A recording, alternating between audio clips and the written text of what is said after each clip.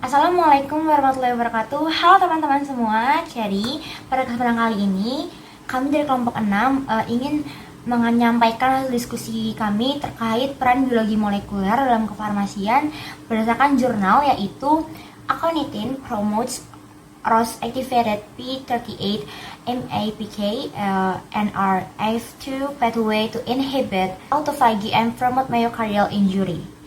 Nah, pada kesempatan kali ini kami akan mendiskusikan terkait latar belakang sendiri dari pengujian ini, kemudian juga ada menyampaikan hasil diskusinya berdasarkan jurnal ini, dan terakhir ada bagaimana peran biologi molekuler dalam kefarmasian berdasarkan jurnal ini. Nah, sebelum kami membahas terkait bagaimana peran biologi molekuler dalam kefarmasian ini, izinkan saya Meita Manesya Sumarno untuk memperkenalkan teman-teman saya dari kelompok 6 biologi molekuler yang sudah berkontribusi besar dalam menyelesaikan penugasan kali ini, yaitu yang pertama ada Alifa Syakila, kemudian ada Nancy Aulia, ada Sazaita Ramadanti, dan ada Fatimah Zahra. Nah, baik, yang pertama itu ada latar belakang. Aconitin merupakan alkaloid yang ditemukan dalam spesies Aconitum, dikenal dalam pengobatan tradisional Tiongkok karena manfaat terapeutiknya untuk penyakit seperti kanker dan artritis. Namun, aconitin juga sangat beracun, menyebabkan kardiotoksisitas seperti aritmia dan gagal jantung, yang bisa berakibat fatal. Ini membatasi penggunaan klinisnya sehingga perlu penelitian lebih lanjut untuk memahami mekanisme toksisitas dan meningkatkan keamanannya. Stres oksidatif memainkan peran penting dalam toksisitas aconitin yang mengganggu sel dan memicu apoptosis serta autofagi. Aconitin meningkatkan ROS, mengganggu mitokondria, dan menyebabkan kelebihan Ca2+ dalam sel yang memperburuk kerusakan. Meskipun ada bukti bahwa doxorubicin juga meningkatkan ROS, mekanisme spesifik aconitin dalam hal ini belum sepenuhnya dipahami. Jalur MAPK, terutama P38 MAPK, terlibat dalam kardiotoksisitas aconitin yang terkait dengan stres oksidatif dan ROS. Penelitian menunjukkan bahwa aconitin mengaktifkan jalur P38 MAPK NRF2 yang menghambat autofagi dan memperburuk cedera miokard. Pendekatan terapi kombinasi dengan agen kardioprotektif dapat menawarkan solusi untuk mengurangi efek toksik ini. Selanjutnya ada hasil diskusi. Penelitian ini mengeksplorasi mekanisme kardiotoksisitas yang diinduksi oleh aconitin, terutama melalui jalur P38 atau MAPK atau NRF2 yang diaktifkan oleh ROS. Hasil penelitian ini menunjukkan bahwa aconitin secara signifikan mengurangi viabilitas kardiomyosit H9C2 dengan cara yang bergantung pada dosis. Selain itu, aconitin meningkatkan apoptosis dan inflamasi yang ditandai dengan peningkatan ekspresi protein apoptosis atau BAX dan caspase-3 serta sitokin proinflamasi seperti IL-1 beta, TNF-alpha, dan IL-6. Penelitian ini juga menemukan bahwa aconitin menginduksi peningkatan kadar ROS, yang kemudian mengaktifkan jalur P38 atau MAPK atau NRF2. Aktivasi jalur ini berperan penting dalam memperburuk cedera kardiomyosit, baik melalui peningkatan apoptosis maupun penghambatan proses autofagi.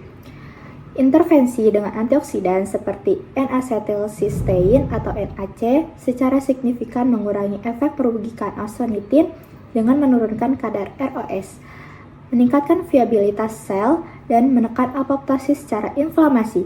Menariknya, meskipun NAC efektif dalam menekan kerusakan akibat aconitin, aktivitas autofagi dengan rapamycin atau aktivitas jalur P38 dapat memulihkan sebagian efek toksin tersebut, menunjukkan keterlibatan autofagi dan jalur P38 atau MAPK atau NRF2 dalam mekanisme ini. Secara keseluruhan, penelitian ini menegaskan bahwa aconitin meningkatkan kerusakan kardiomyosit melalui jalur P38 atau MAPK atau NRF2 yang diaktifkan oleh ROS, yang juga berkontribusi pada penghambatan autofagi. Penelitian ini memiliki implikasi penting secara klinis, mengingat potensi terapeutik aconitin sebagai agen farmakologis, tetapi toksisitasnya membatasi penggunaannya. Studi ini mengusulkan bahwa strategi terapeutik yang menargetkan penghambatan ROS atau modulasi jalur P38 atau MAPK atau NRF2 dapat membantu mengurangi kardiotoksisitas yang diinduksi oleh aconitin. Pendekatan kombinasi seperti penggunaan NAC dan agen lainnya yang mendukung fungsi autofagi atau mencegah akumulasi ROS dapat menjadi arah baru dalam memitigasi efek samping aconitin pada aplikasi klinis. Berikut ini adalah gambar dari hasil penelitian. Nah, selanjutnya itu ada peran biologi molekuler. Berdasarkan jurnal tersebut, peran biologi molekuler sangatlah penting dalam memahami mekanisme aksi obat, terutama dalam memahami efek kardiotoksik dari aconitin. Yang pertama itu ada mekanisme aksi obat. Biologi molekuler dapat membantu dalam mengidentifikasi dan memahami jalur molekuler yang terlibat dalam efek obat. Berdasarkan jurnal ini, aconitin diketahui dapat mengaktifkan jalur P38 MAPK NRF2 yang menyebabkan kerusakan miokardial dengan meningkatnya stres oksidatif dan pengurangan mitofagi yang bergantung pada BNIP3. Yang kedua adalah pengembangan terapi. Dengan pemahaman yang lebih baik mengenai mekanisme molekuler, peneliti dapat merancang terapi yang lebih efektif.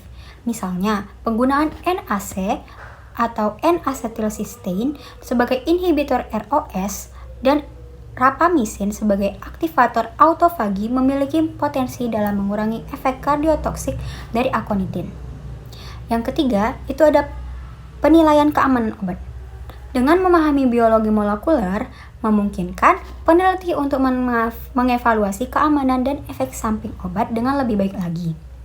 Berdasarkan jurnal ini, pemahaman tentang bagaimana aconitin mempengaruhi jalur seluler dapat membantu dalam mengidentifikasi risiko kardiotoksisitas dan mengembangkan strategi untuk memitigasinya.